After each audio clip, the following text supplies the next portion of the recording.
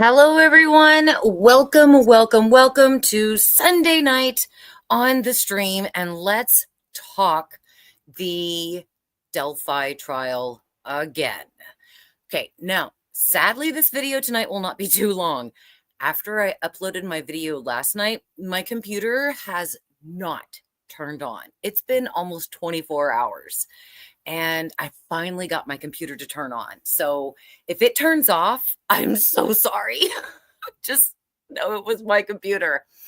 But okay, so this stream will not be very long tonight as the jury is still deliberating.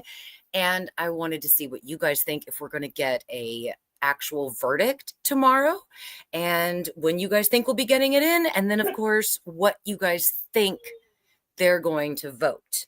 So we went over a lot of the evidence, a lot of testimony, a lot of extra suspects, but there is another suspect that I wanted to talk about, and that was, and I apologize, I don't have my notes up. I did not want to upset my computer. It's so finicky right now. But I think his name was Daniel Nations. I could be wrong about that name, so please forgive me, but he was a suspect. A lot of people were suspects and were pushed aside, or just they decided, hey, this is not the guy. So Blaze, no worries. By the way, I'm going to see a new horror movie tonight. What are you seeing? What are you seeing? We want to know what you're seeing. Courtney, thank you so much for being here. She says, hello, everyone from Indiana. Scotty Lee, Scotty, so glad to have you here. Thank you for being here. Scotty says, hi from Kentucky. Matt says, hello, Mary and everyone. All right. So thank you all so much. Let's get back into it. Okay. So we have, I think his name was Brad Mueller, who drove the white van. And then we have Daniel Nations, which thank you, Courtney, for telling me that I was right.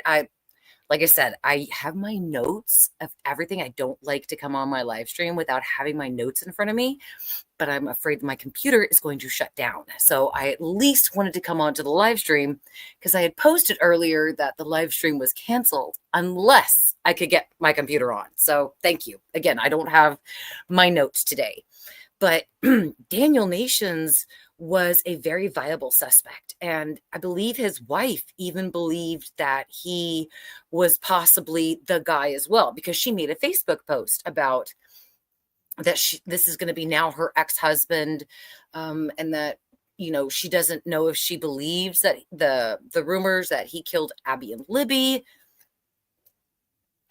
So I don't know. I'm going through my suspects now. Since I haven't had my computer, couldn't finish it. So then we also have Brad Mueller, and Brad is the guy who drove the white truck, the white van that Richard Allen says that he saw that day. So Brad was very hostile on the stand. I mean, from what I heard, from what was reported, this guy was hostile, did not like certain questions that were asked. And then when he gave an answer, he was kind of smart alecky about it. And then when it came down to the whole thing with him and did he go to work that day, work on the vending machines, or did he go home? Like I said, he was really snappy about that too. So I think he was almost like a hostile witness. But he, from what the defense was trying to do, oh, I'm sorry, my co-star Cookie is up at the window over there barking at the squirrels and the other birds and stuff that he sees out there. So my co-star is hanging out on the window. So if you hear something, that's him. So there were absolutely viable suspects that they could have looked at. And one thing I know that we talked about last night, and I'm going to touch on again because I am going to make a video about it, though I'm not straight out accusing anyone, but it's just, Kelsey is absolutely a huge suspect. And I don't understand why they haven't ruled I can understand why they haven't ruled the family out, but I don't understand why, like, they never confiscated Kelsey's phone. I don't think they even checked her alibi. I mean, just because she was the victim's sister, excuse me, they really went with her in very big kid hands. And she didn't have to really explain anything. And then when her hair was found in Abby's hand, and they linked it to Kelsey. And she said, "Oh, that's because I had given the girls my jacket to wear." Guys, I don't know if you saw that video that I put up last night, but I included the picture of Abby in her gray sweatshirt, her zip-up sweatshirt. It definitely is not Kelsey's. That is just, again, such a huge thing to me that I don't understand how the police could not have answers for. Or, I mean, usually when a child goes missing or when a child passes away and it's by somebody else, they always look at the family. They always look at the family first because sadly, 9 times out of 10, it is the family. Well, I don't think it's 9 times out of 10, but it's a good specifics that statistics to show that it actually is the family or somebody that she knew rather than a total stranger. And especially with young girls that age, again, unless there were 2 people there, I do not. There's no way one person could have taken 2 girls. It just does not make sense to me in any shape, way, or form. These are 14, 13-year-old girls who knew better. And look, no offense, but we're all about self-preservation. Okay. I mean, if my kids, absolutely, if I had to leave my kids in order to save my life, I would not do that. I would risk my life for them. I would, start struggling with the guy and say, "Kids, run away," while I risked my life. And there's nothing that these reporters can tell me is an excuse of how Richard Allen allegedly got the 2 girls down there, even with the gun. Yeah. So anyway, I just had a little tangent. Sorry. No wonder my computer probably shut down on me. It probably doesn't like when I talk about this. Courtney says, "I literally live 30 minutes from Delphi." Oh, I wonder are you there like at the trial and stuff, like outside? Because I've seen all the pictures and stuff like that. So Courtney says Daniel Nations literally looks like the sketch. Yes, and that's another thing too. They had 2 suspects that literally looked like the sketch. And also the conflicting statements about the sketch. It was that the younger guy with the curly brown hair and the young muscular build, that was their suspect, not the guy with the hat and beard, mustache. So what is up with these 2 sketches? That is one thing I've absolutely been looking into. Well, my computer was on, of the police saying one's a suspect, one's not, and then saying, "Oh yeah, that one's the suspect, the other one's not," and then saying, "Oh, we never said that." I mean, it's so much conflicting evidence. It's really hard to understand. Because let's see, let me show you guys real quick. This is the sketch right here. This is the younger guy, and then this is the older guy. So what we're talking about as far as the sketch, I believe Daniel Nations fits this sketch. So yeah, this is way too conflicting pictures. Look at this right here. And who is this guy? Who is this guy with the short curly brown hair, good looking, muscular, in his 20s? Who is that guy? So is this guy Bridge Guy and this is his accomplice? Is this Bridge Guy and his, maybe we're one of them, just innocent people who happen to have their face on the sketch? I have pictures around the town and they have the image of the younger man posted and not the older man. So it's so darn conflicting. But yes, Daniel Nations did look a lot like the sketch. It was insane. So I'm very excited to go through that when I have that next video out. Country Boy 2280, love your picture. Whoever that is a cutie. Delphi in the house. Let's see. Scotty Lee says, "We'll get out of there." Elvis Fields. Okay, and Country Boy 2280 says, "I'll be at the courthouse again tomorrow."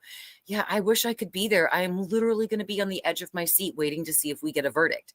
What do you guys think? Do you think we're going to get a verdict tomorrow?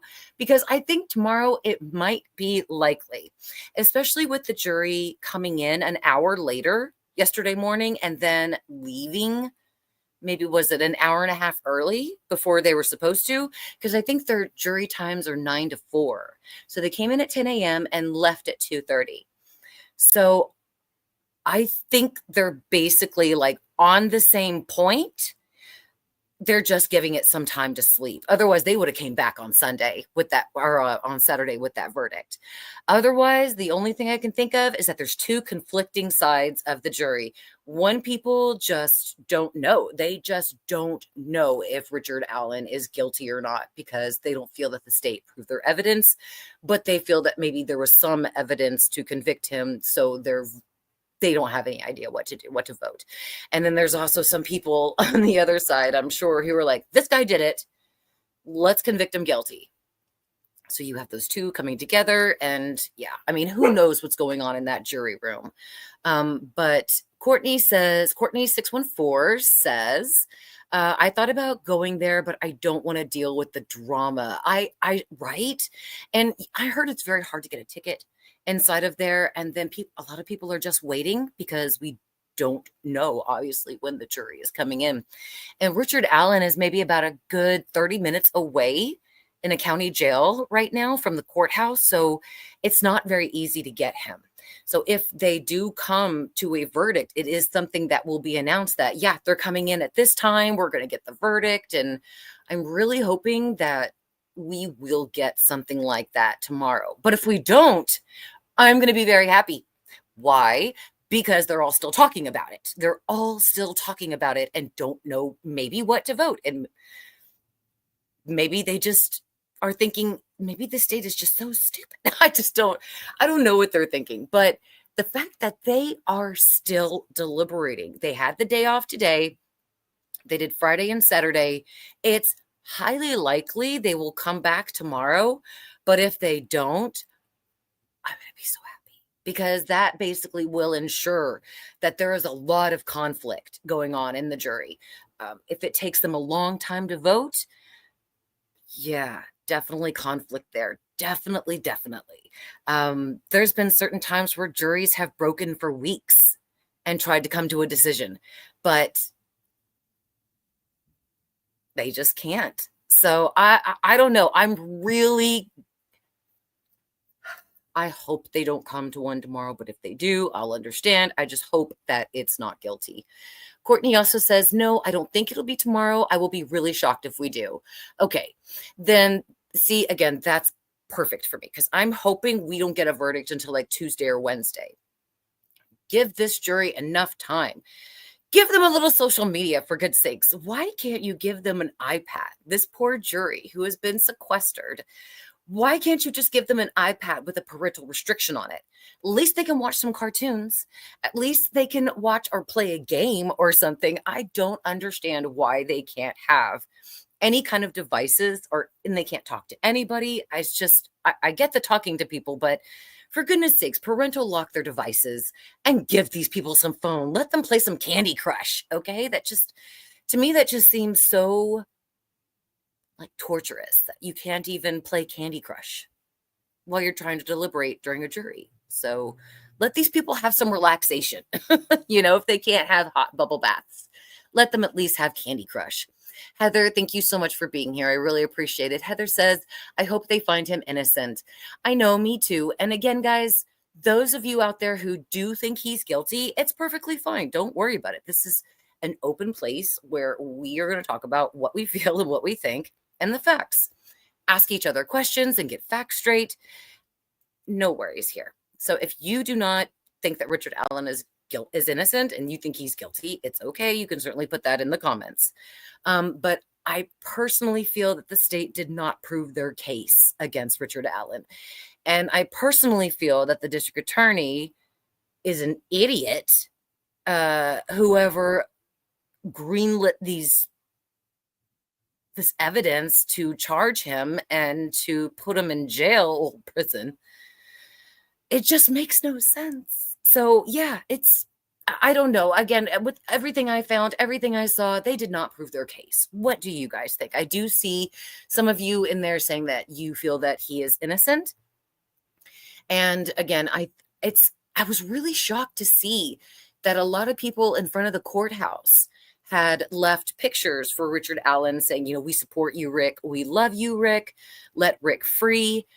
I kind of thought maybe we were all alone in our, what the fuck kind of a jury or kind of a trial was this? I thought we were kind of alone in our thoughts with that, but it actually seems like we're not the only people who are looking at this like, really? That's what you had?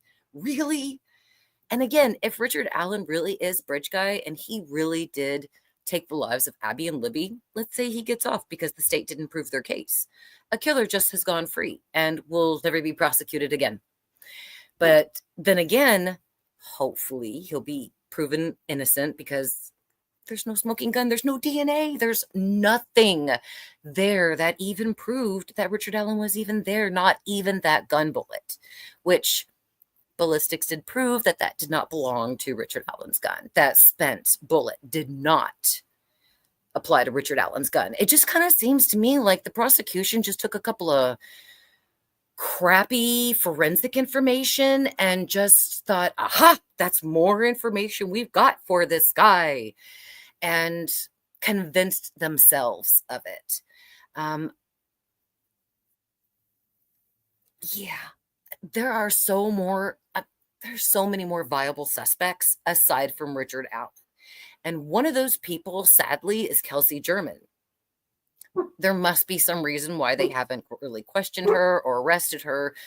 I mean, they literally kiss the ground she walks on. So maybe there's something we don't know that happened during that. I have no idea. But it just seems to me that Kelsey was the last one to see them. Her hair was in Abby's hand that had been pulled out from her hair. Her timeline varied many times. Her story varied many times. She had access to all of Libby's social media and all of her devices. And there's just so much more. I just don't have my notes in front of me to actually pull it all out. But the same thing with Daniel Nations. That guy was one of the prime suspects too. They had like a good 3 prime suspects for this case.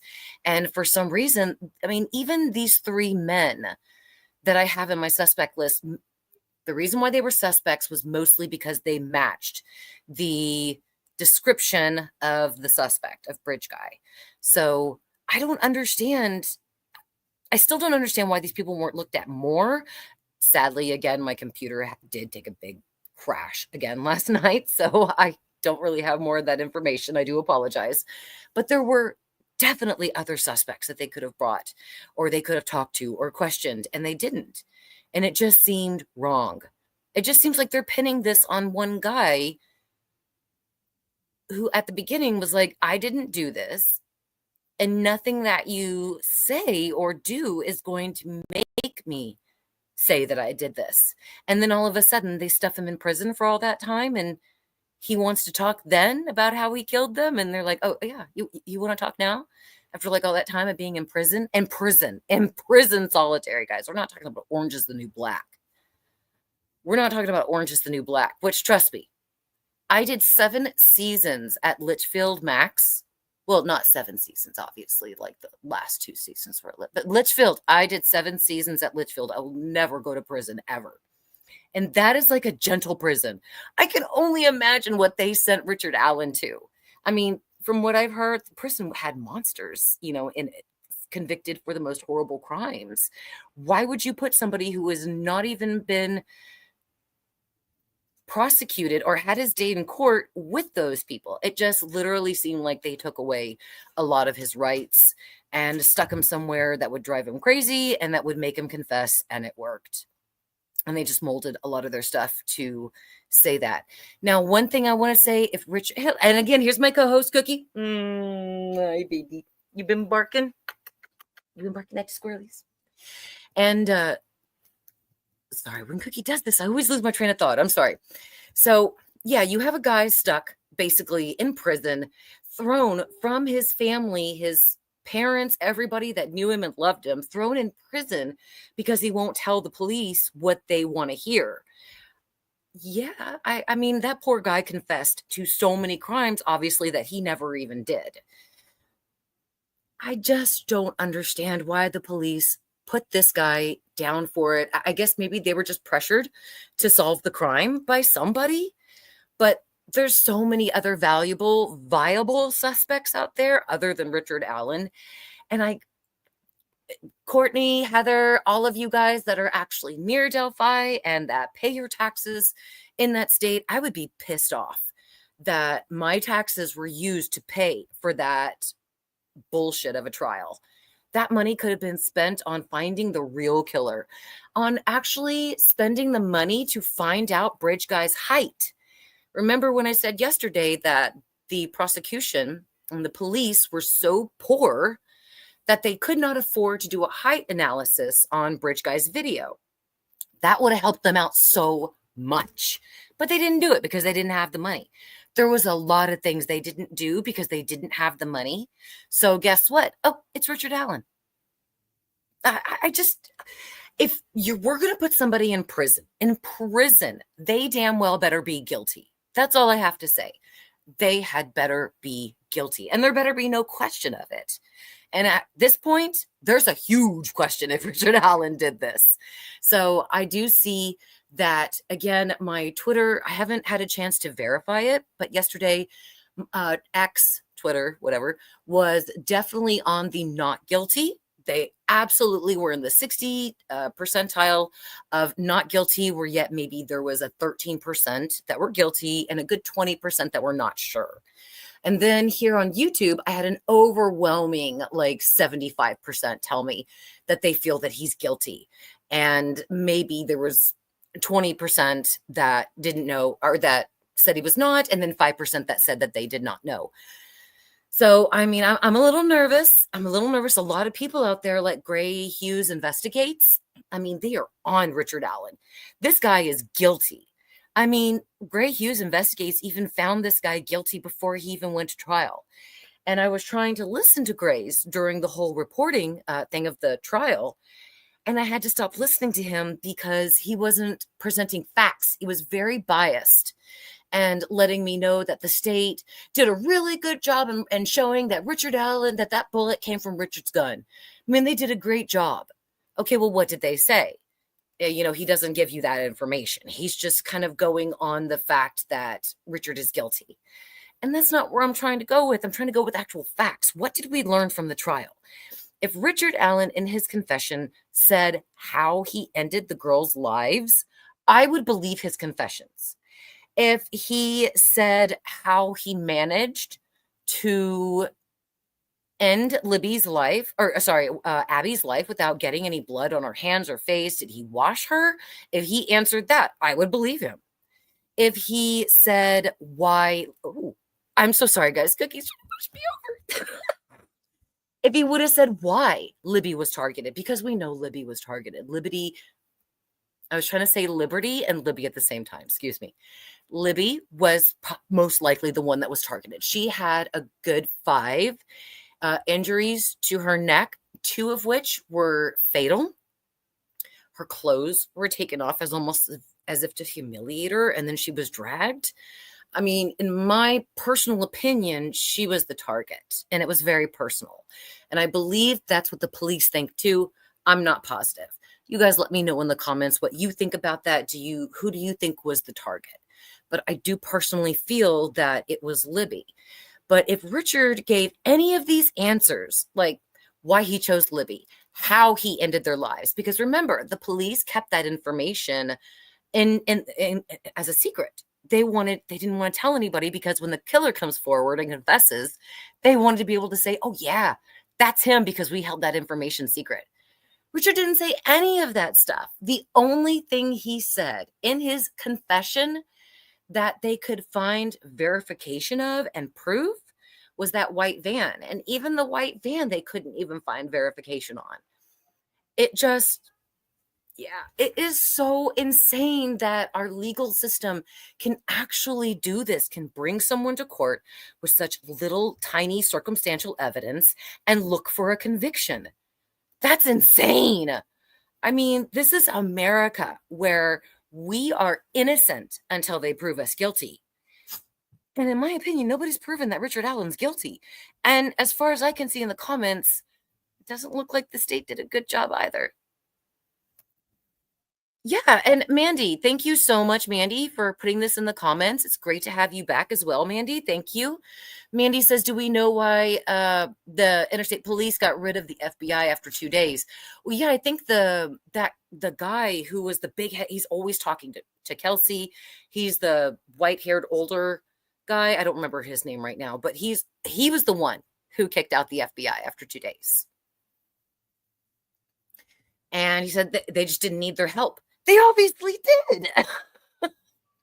I mean, this, like I said, this was a huge botched investigation. And the fact that they're wanting to put Richard Allen on trial without any of the facts. And now all of those facts are out there. So if anybody now comes to confess to the crime, how are they going to know it's the real guy?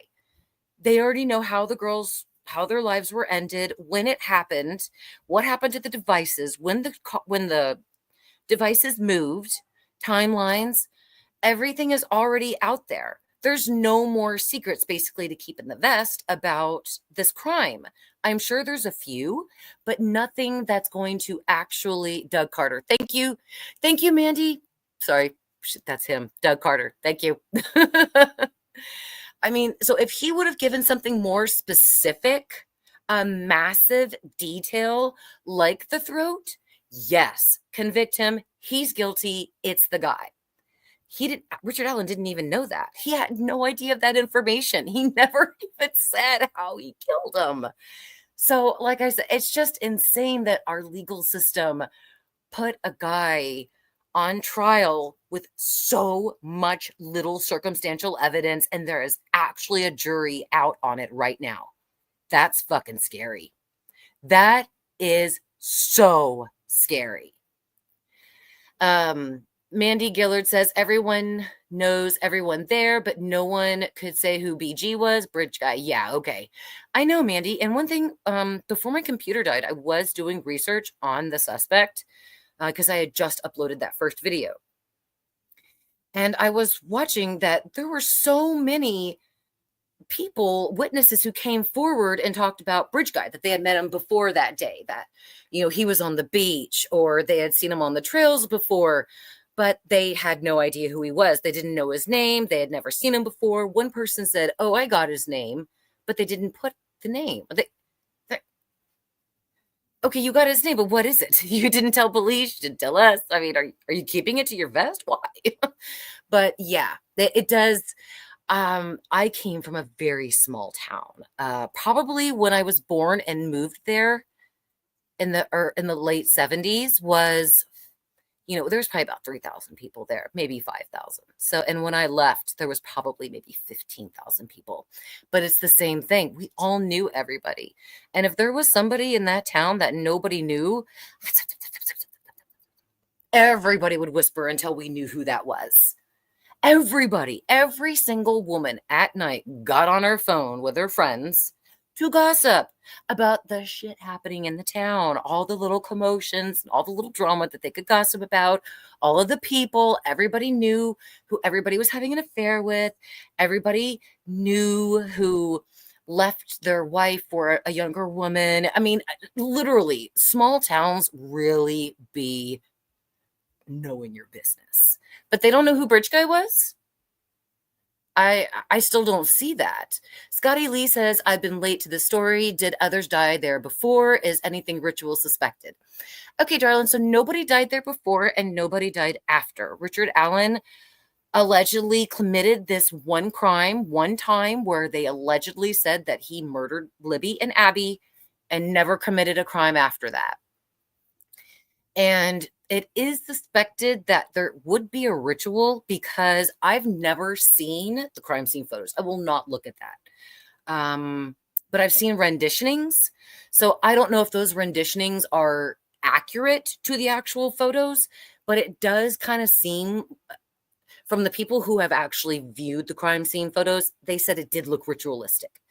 That the branches had been placed on the girls, not to hide them, but to like put a symbol on them. I mean, it really was more than one, like Grizzly. I'm sorry, Griselda, Grizzly True Crime. She said that.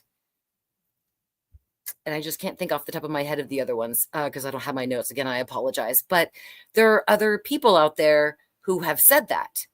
So I believe it. In the drawings, it does not look like there's anything ritual going on. It just looks like there's a couple of branches placed over the girls. But like I said, people who have actually seen the photo and who've actually seen the way that they've been arranged believe it's ritualistic. So I don't know. Maybe let me know what you think in the comments, guys. All right. So I am going to go on ahead and start ending the live stream. We're going to resume again tomorrow at 7, unless, of course, they actually do call for the jury that they've come in and that they've made a decision. Obviously, we'll go live and we'll wait and we'll do what we can. I hope it will be after school because I have pickups in between 3 and 4:30. I have to pick up kids in between that hour and a half. So I just hope that they don't do it then. But hopefully we will, get that verdict. I'm hoping Tuesday or Wednesday. If we get it tomorrow,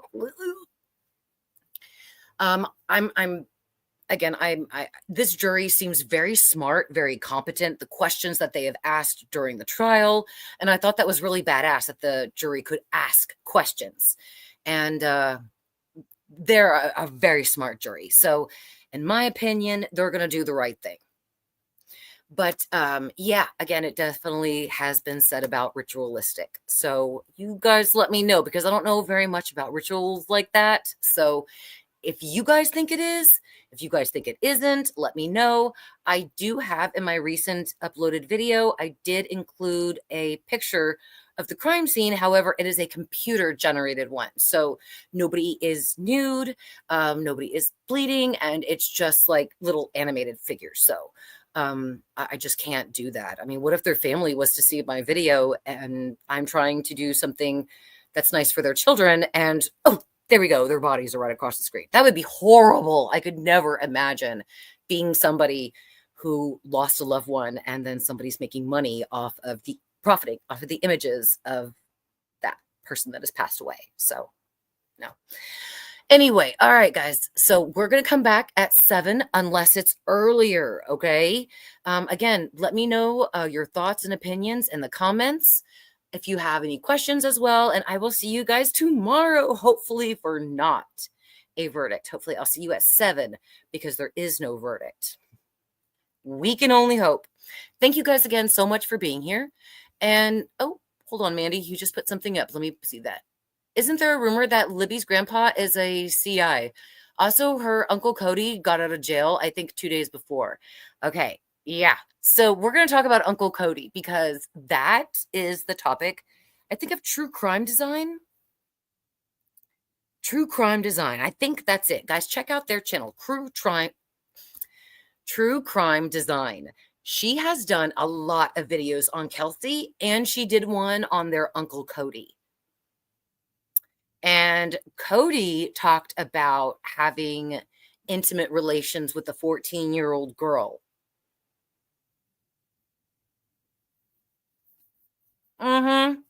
Definitely go check out True Crime Design and the Uncle Cody video. I believe the playlist obviously is Delphi, or it's either Delphi or Kelsey German. I think it's Kelsey German.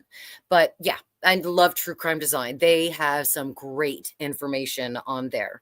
But anyway, yeah. So you are absolutely right about Uncle Cody, and we're going to talk about him very soon. All right, guys, thank you again so much for being here. I really appreciate it. Normally, I would stream a little bit longer. I just don't want my computer to die when I'm doing it. Thank you again for watching. I'll see you guys tomorrow, and hopefully, again, we'll be here at 7 o'clock because there's no verdict. All right, guys, thank you again for being here. You guys are the best, and I will see you next time.